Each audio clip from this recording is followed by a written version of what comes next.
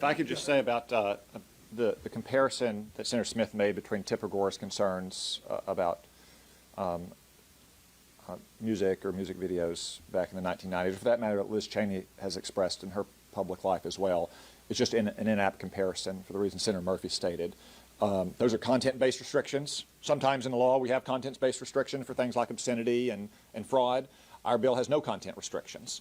Our bill simply says that parents deserve the same rights in the digital world that they have in the real world, and that they should have a say in their kids' usage of social media, and that social media shouldn't be specifically targeting these kids with algorithms that we know are harmful to them. So I know that a lot of senators haven't had time to read this bill. As Senator Britt said, it's relatively simple and straightforward. I'm sure that once they read the bill, they'll understand that this bill simply allows parents the same rights in the digital world that they have in the real world.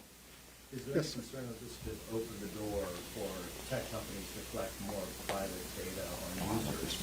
Oh, Tom just whispered, oh, I want this one. So, So this is related to the age verification question, which is a red herring.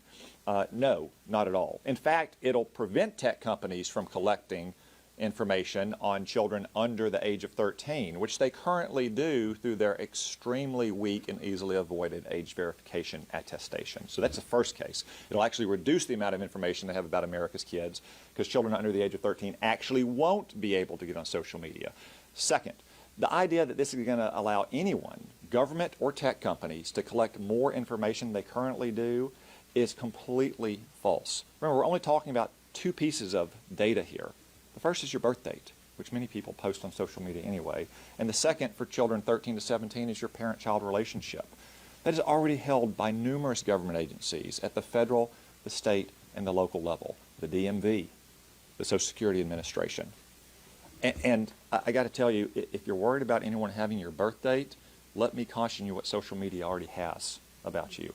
I've seen several of you during this press conference tapping away at your phones. I bet you might have been putting out posts on Twitter or other social media accounts. You know that they're following what you're writing.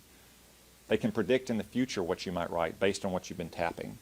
If you click on one account, they can predict and therefore send you to other accounts that are like that. If you click on a video to watch it, they'll know how long you watch that video and what it says about your user habits. These are the kinds of practices that we want to stop for America's youth.